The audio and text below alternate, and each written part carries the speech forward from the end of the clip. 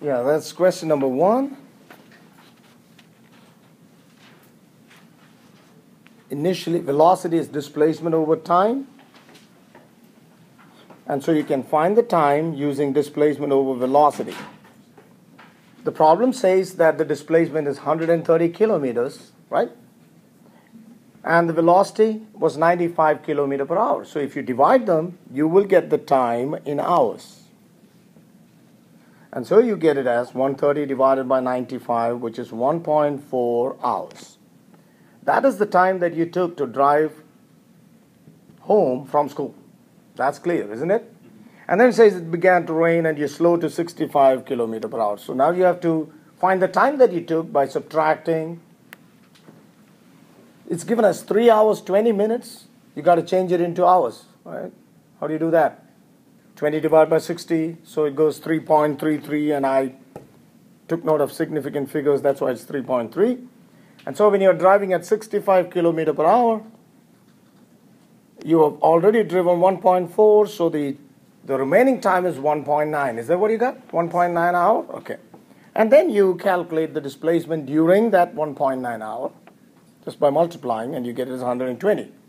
So now you add the 120 to the 130, and you get the total displacement, which is 250 kilometers. But in question 2, the average speed, you know that average speed is total distance by total time. And in this case, the total distance is 116, and then it comes back half the way, isn't it? So you got to add. Oh no, this is the B part of problem 1. I'm sorry. Did you notice that problem 1 had 2 parts? Yes. I was not even looking at it. So the average speed is total distance by total time, and we got the total distance as 250, didn't we? 250 divided by 3.3, that's 76 kilometers per hour. Okay, that was the B part of problem 1. I was not looking. All right, question 2. I tried to draw. Isn't that what the horse did? 116 meters to that side and back again by 58 meters. So the total distance is 116 plus 58. Correct? Yes. That gives you 174 meters, and the time taken was 4.8. So the average speed is that distance, which is 174 divided by 4.8.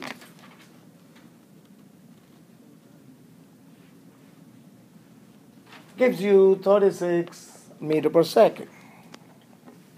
Are we good on that?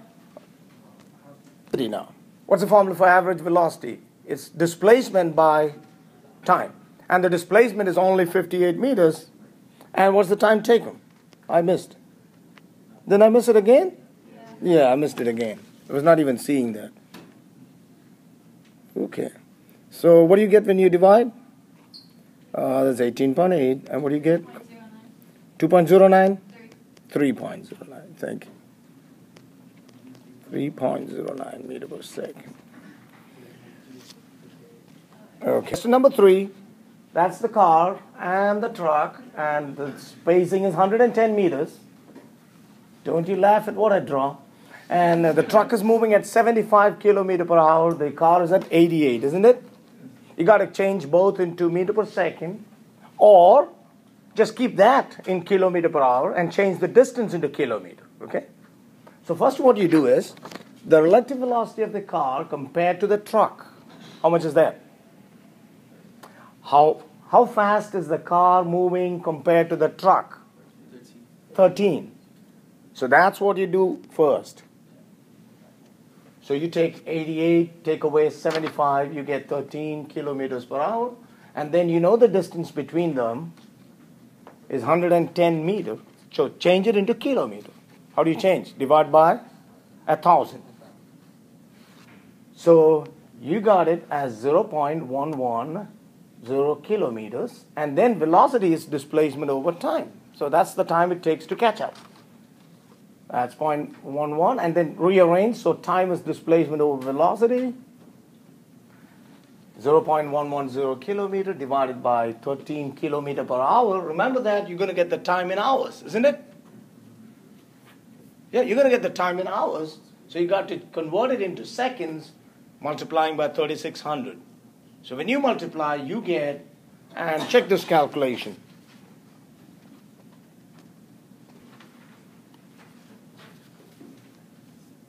The acceleration is given, that's in meter per second squared, while both the velocities are given in kilometer per hour. So what you got to do is change both kilometer per hour into meter per second.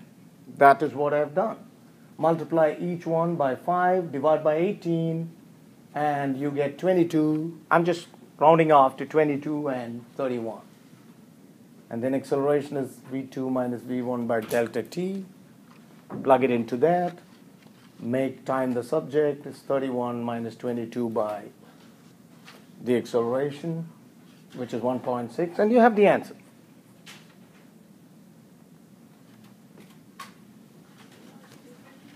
All right, 5. V1 is 21, V2 is 0, delta t is 6 seconds. You got to find delta x.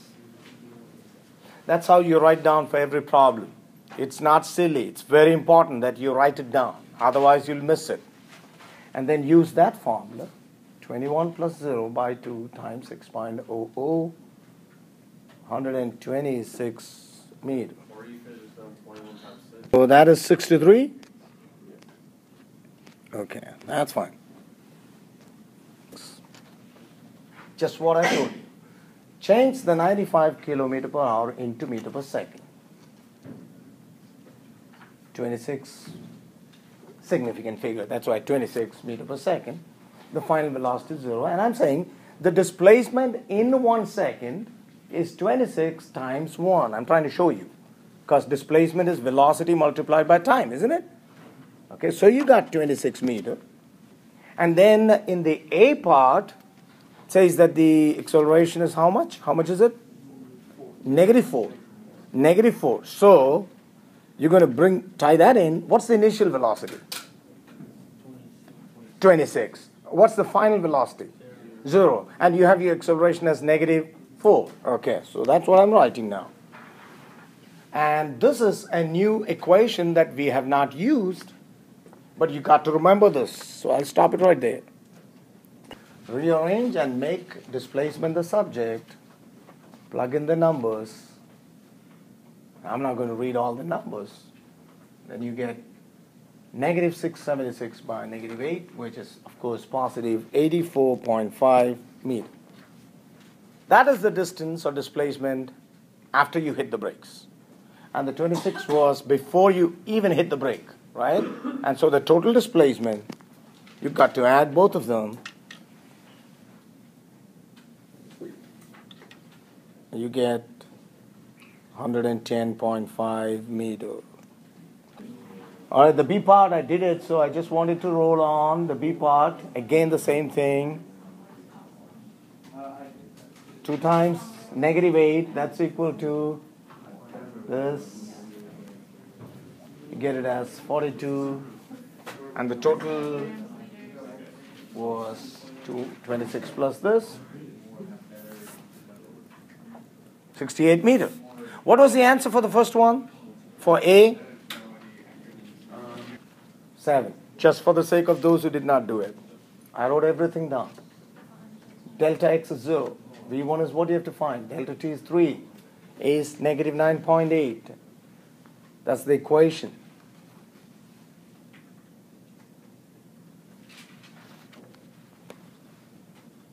Plug the numbers in. You're looking for V1. Half times -9.8 times delta t squared. All right. Algebra, that's it. Half times -9.8 times that gives you -44.1. And so rearrange and you get 3V1 is that. V1 is 44.1 divided by 3. That is 14.7 meter per second.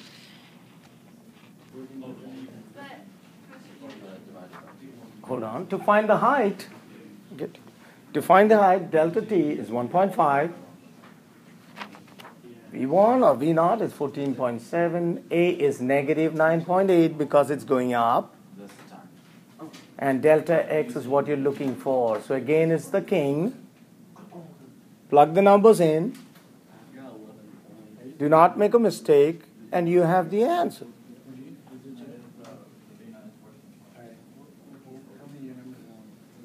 Okay, half times negative 9.8. 1.5 squared. Maybe somebody missed the square. I don't know. I got 11.1 meter. The picture is very clear, isn't it now? Okay. 5.20. Going up. V1. That is 5.2. It's not 0. Again, I'm telling you. A is negative because it's going up first. Delta X is negative 125. You're looking for? I'm trying to show that the positive is up and the negative is down. Okay. That's the equation that he used. And be careful when you plug in the numbers. You know how I got negative 4.9 because that's going to repeat every time. Half times 9.8. And that's a quadratic equation. Just be careful when you bring it to the other side. It becomes positive, this becomes negative, and this already is negative. So, you know that for a quadratic equation, you have the form ax squared plus bx plus c is equal to 0. And I'm trying to show you what a is, what b is, and what c is. Can you see it? Yes. Okay. And the formula is minus b plus or minus square root b squared minus 4ac by 2a. Yeah, that was a long story. Anyway, you see that? You have to remember it. You have to. And then put it in. It's negative b, so it becomes positive. Put all the numbers. Be careful with the sign. There are two negatives, so it will become positive. So on and so forth. And I ran out of space there. Are you trying to write as fast as? I mean, you may be able to, but even if you can't finish, don't finish. It's always going to be there for you. Okay. Can I move on, please? All right. So you can get to go at least 5 minutes early. And then you get 5.20 plus or minus this by. And you get, did I forget the minus? Why didn't I? Oh, yeah, I wrote it that side. Okay. I wrote it as two separate ones. But I put a circle around it. Somebody tell me why. What are we looking for? Time. Can time be negative? No, that's why I don't need this. Because that's going to be a negative. So therefore, you only take one of them. 5.6 seconds. Number 9. This is the initial velocity is 18 meters per second. The acceleration is negative 9.8 because it's going up. You have to find the final velocity. And delta x is 11 meters. So v2 squared minus v1 squared is 2a delta x. That's the best equation to use, isn't it? Okay, plug the numbers in, and you would get 18 squared plus 2 times negative 9.8 times 11. Solve all that, take the square root. That's the answer to A that we are about to get. 108, take the square root of 108, and you get 10.4 meter per second. The B part, again, you got to find time. So time is... and use any of the equations. I just used this. You could have used any easier one. Plug it back in, find the time.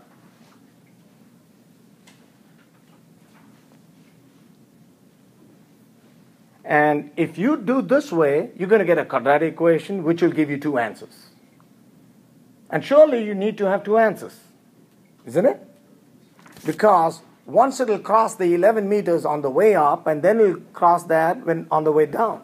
So you get to have a smaller time and a bigger time. That make any sense? Yeah, that's why you have two answers. So that's a big quadratic equation. Just substitute the numbers, solve it. And both of the answers are positive, so you know, it's time, both are positive. So you see the smaller time, I'm trying to draw and explain that's time taken on the way up, and the bigger time is on the time on the way down. Yeah. All right, number 10, that's the diagram. delta x is what you're trying to find. So that's the equation. You do not know delta x, and I called it t or delta t. Never mind. 4.9 t squared. Because v1 is 0. Isn't the initial velocity 0? So the entire first term becomes 0. This whole thing is 0 there. And you only have 1/2 times 9.8. That's why it's 4.9 t squared. That's your equation 1. And then sound comes all the way back. Displacement is velocity multiplied by time. And surely the time is the remaining time, isn't it? 3.2, take away t. Correct? So the displacement is this. You got your two equations. That's the end of physics. Now it's all math. Do what you want, solve those two, and get it. I decided to substitute for this delta x here. And that becomes another quadratic equation.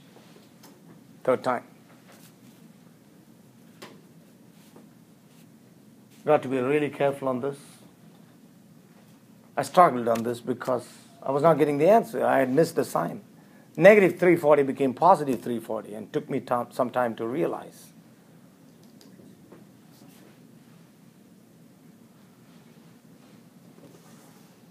So